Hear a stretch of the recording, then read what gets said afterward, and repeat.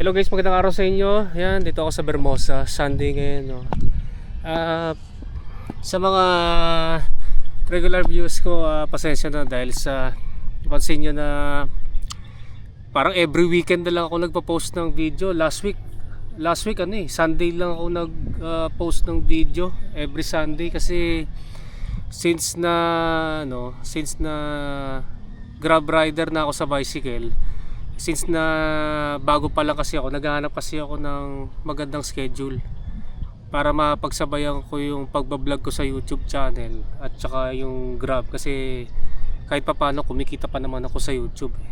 Kaso nga lang, since na naghahanap ako ng magandang schedule sa Grab, medyo nasa-sacrifice na kasi yung pagbablog ko sa YouTube. Pero gusto ko pa rin naman mag-video ng YouTube dito sa YouTube, no, para syempre additional tulong na rin sa mga subscribers ko at saka syempre additional income. Yan. So anyway, for this video naman po, since na ilang buwan ko na rin nagamit tong carbon ko na Aeroba Rigid MTB, and may share ko lang sa inyo yung ano ba yung difference sa performance between dun sa pinakamagaan kong nagamit na Aeroba Rigid MTB na MC Tremor at saka itong na downgrade na. Yan, na downgrade na kasi itong ano ko yung Rigid MTB ko na naka time trial setup. Sa mga bago lang sa channel ko, dati kasi naka carbon fiber yung frame ko, yung MC Tremor, from 2022 hanggang February ng 2026. So ano na, magpo 4 years na yun, 4 years na yung frame na yun. Yun nga lang, nung nagtatrabaho sa bike shop, accidentally na nakita ni Jello, yung mekaniko, na merong crack yung down tube na malapit sa head tube yung frame. So kailangan kong palitan, no? Kasi pag pinilit ko pang gamitin yun, baka madisgrasya, no?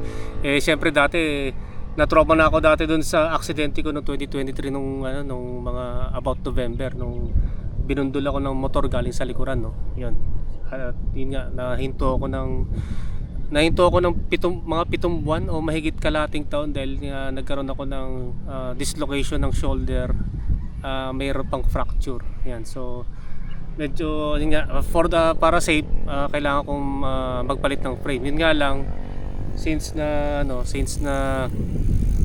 di ko na kaya mag-afford ng carbon fiber, kasi yung ipapalit ko sana ng frame na carbon fiber yung BXT, kasi yung BXT kasi kakambal yun ng MC Tremor, isa lang yung forma, yung 27.5 na frame, isa lang yung forma, isa lang yung geometry, tsaka isa lang yung sizing.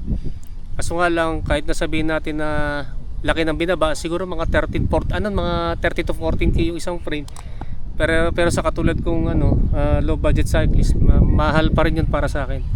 So mga ilang months, mga ilang weeks o months siguro, few months, yan, ito nakahanap din ako na kahit papaano na pinakamagaan na aluminum frame, no, yung Kinesis TI-180. Kasi yung weight difference ng itong Kinesis TI-180 at saka yung MC Tremor ko dati, nasa lang more or less 300 grams. Ayan. So okay na rin, kaso nga lang medyo na-compromise dun sa size ng frame, kasi yung size ng MC Tremor ko ay size large. Ito kasi ay medium, kasi dito kasi sa Pilipinas ang hirap kasi maghanap ng large na frame. Merong large na Mountain Peak, kaso nga lang yung seat tube maikli kasi ang seat tube ng Mountain Peak. Ang pinakamahaba nila ngayon, yung pinakabago nila 17.5, which is okay na rin, pero dapat sa akin kasi mga 18.5 o 19 ang size ng seat tube. Pero luckily, ito yung kahit papaano itong frame na to, yung top tube nito singhaba lang ng MC Tremor ko dati, which is 570mm. So hindi naman na-compromise yung reach. Yun nga lang yung na-compromise nga lang yung ko sa seat tube, sa seat post. Yun yung nag-adjust do sa seat post, kaya mukhang mataas yung seat post. Yan yung storya niya, kung bakit ako nag-downgrade ng aluminum. So hindi lang kasi yung MC Tremor ko dati nung 2023, yung pinakamagaan ko dati na setup is lang yun, 8.8 8.6 pagka alam ko 8.69 o 8.67 kilograms. Lagi ko na sa screen yung ano, yung pinakamagaan kong setup, no. Kasi kaya umabot ng ganon dahil sa halos lahat carbon except lang dun sa wheelset. Tapos ano pa yung gulong na nakakabit dun dati, yung pinakamagaan na gulong na nagamit ko dati na 27.5, kasi naka 27.5 dati yan eh, yung Continental Speed King. Mahigit 400 grams lang yun. Yan, yung Continental Speed King, tsaka fast rolling talaga. Yan, sa padjak mo, pag sa unang padjak ko pa lang doon, nung bagong bili ko yun, naramdam ko talaga yung gaan ng Continental Speed King. Yun nga lang, sobrang mahal. Ang dating presyo noon nasa 2,700. Yun nga lang, phase out na ngayon. Wala na ngayon Speed King. Ang pumalit, yung Terra Hardpack na Continental din. Then yung cockpit noon, yung manibela noon naka EC90 na carbon. Yun nga, halos lahat carbon eh. Kaya ano yun, umabot ng 8.69 kilograms. Pero ito kasi di ba yung frame na dagdagan ng 300, more or less 300 grams. Hindi lang sa frame ako yung dahilan kung bakit bumigat yan. Kasi yun nga, ito kasing bike na to nasa 10.4 kilograms. So napakalaki ng dinagdag, halos 2 kilo. Siguro mga 1.8 kilograms ang dinagdag. Yan, bukod sa frame kung bakit bumigat yan. Ito rin yung isang dahilan. Dahil dito sa spacer na to, 3 spacer yan. Siguro mga under 100 grams na to lahat ang dinagdag. Yung tornilyo napakahaba din. Yan, kaya malaki ang dinagdag na timbang. Ito, naka-aluminum lang yung handlebar ko. Ito yung galing sa Tactical. Yan, may 200 grams yan. So additional 100 grams ang dinagdag. Ito nga, isa pa yung sa wheelset, no, sa gulong.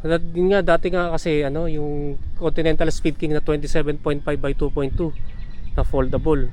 Ito kasi Continental contact urban na mga more or less 200 grams ang binigat kada isang gulong.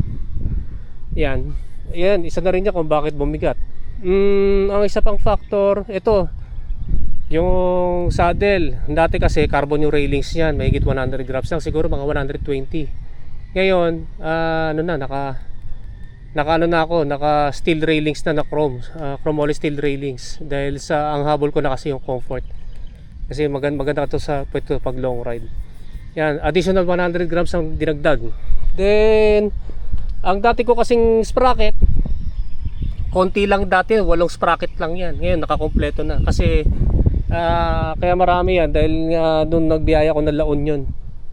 Kailangan ko na maraming sprocket kasi magagamit ko pa kasi yung pinaka yan, hanggang dito lang yung sprocket na pwede, kasi naka 1 by lang yan nung nagla Union ako eh. Hindi ko kasi natanggal yung 3. Yan, mabigat din yan. Then dito, dating 105 na M5 120 na Shimano Deore, bumigat din yan, siguro mga under 100 grams din ang binigat niyan. Yan, ito sa sprocket naman, dati kasi ang sprocket ko dati na 105 na tinanggal yung 3 malalaking sprockets, nasa 170 lang, siguro mga almost 300 grams na to. Yan, ang gumaan lang yung crankset, kasi yung crankset ko dati, yung IXF Janko na naka 1 by, pero ito direct mount. Dito lang ako bumawi. Siguro siguro mga 100 grams lang ang binawas. Yan. So, ang ibig ko sabihin, itong setup na to, laki ng binigat.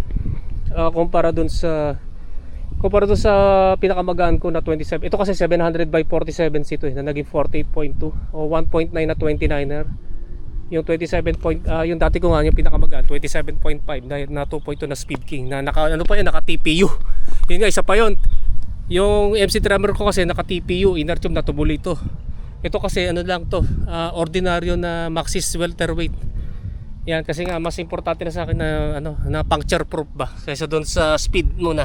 Yan, tinanggal ko muna yung performance bawas. So ito so lumalabas, yun nga, since na mas mabigat to, dapat malaki-laki rin ang ibabagal nito. Itong setup na to kumpara doon sa MC Tremor ko dati na 8.6. Yan. Pero yun nga, i-share ko na sa inyo yung performance, no, since na matagal ko na nagamit to. Iano ko sa inyo yung mga PR ko. Dati kasi nung bago ma-aksidente, siguro mga summer of 2023, papakita ko sa screen ko ano yung PR ko dun sa MC Tremor ko na 8.6 kilograms na naka 27.5 na Speed King. Yun nga, kasi nung nung panahon na yon, nakakadaan pa kami sa Champions Loop. Kaya medyo mas malaki yung distance sa mga mahigit 36 kilometers. Yan. At saka ano pa yan, since nung 2023, hindi pa open yung Lasal.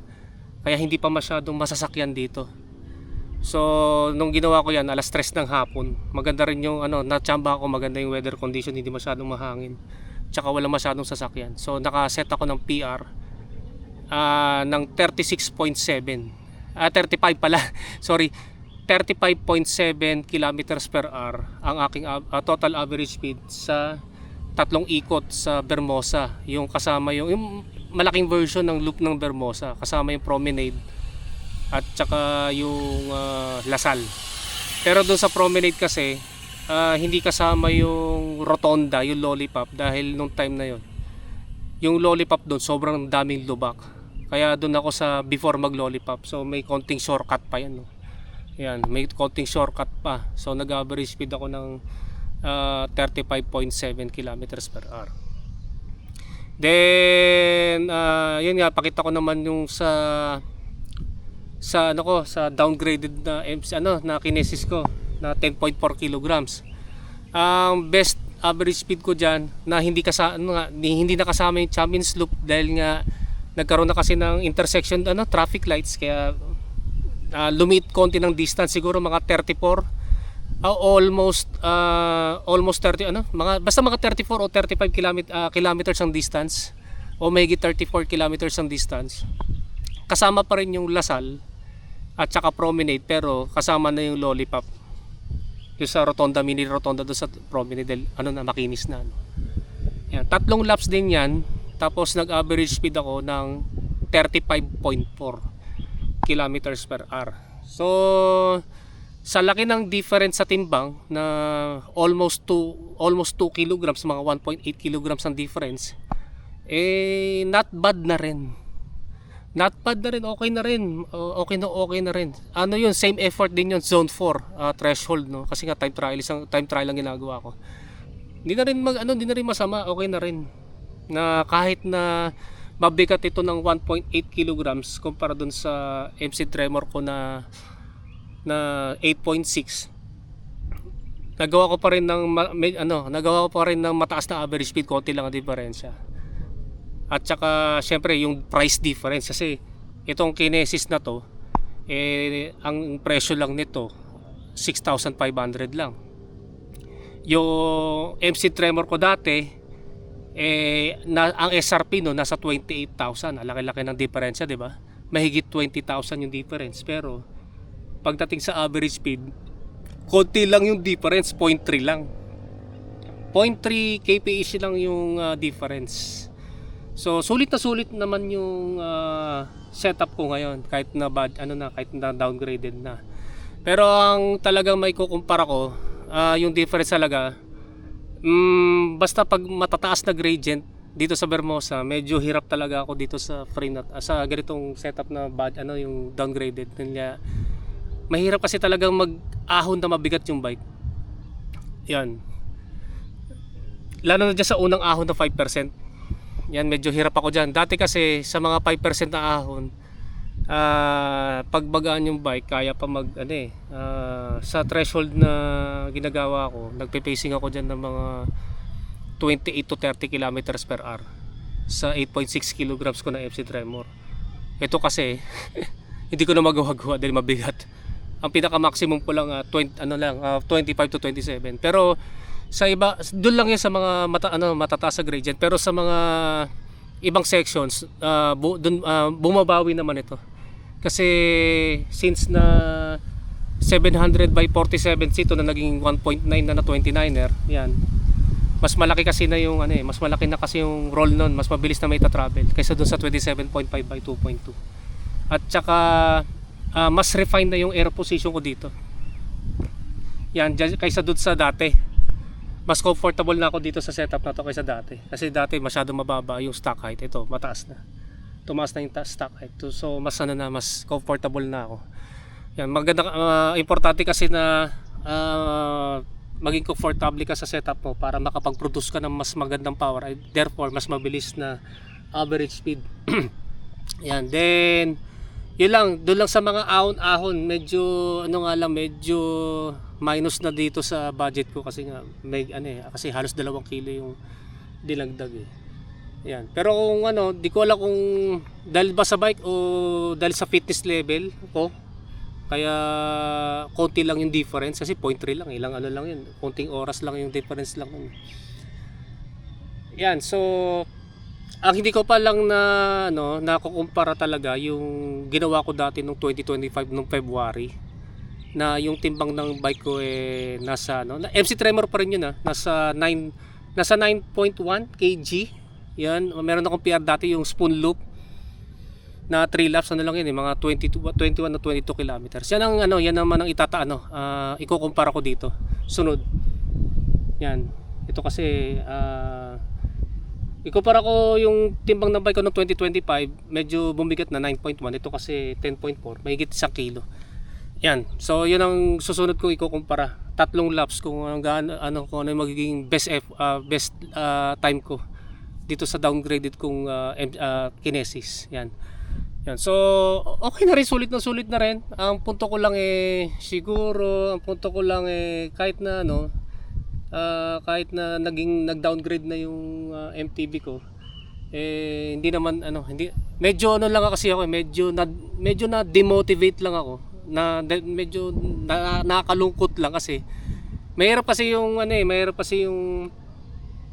syempre lahat tayo gusto upgraded yung bisikleta. Para sa akin kasi nag-upgrade kasi ako ng bisikleta for performance hindi naman sa forma more on performance yung habol ko. Syempre pag nag-downgrade ka, medyo nakakalungkot lang, medyo depressing, pero nilabanan ko naman yung depression na yun.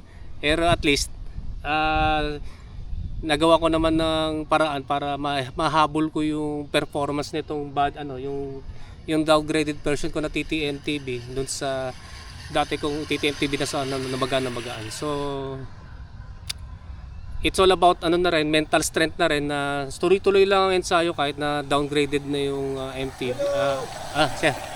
Kahit na downgraded na yung MTB ko ngayon. So tuloy-tuloy, stay motivated lang. Yan, lalo sa mga low budget cyclists na gusto ma-improve ang kanilang sarili. Yung hanggang dito lang, sa maraming salamat sa inyo panonood, and don't forget to subscribe aking channel, paki-click na lang yung notification button para matotally notify kayo. Guys, maraming salamat sa inyo, and rise po sa inyo.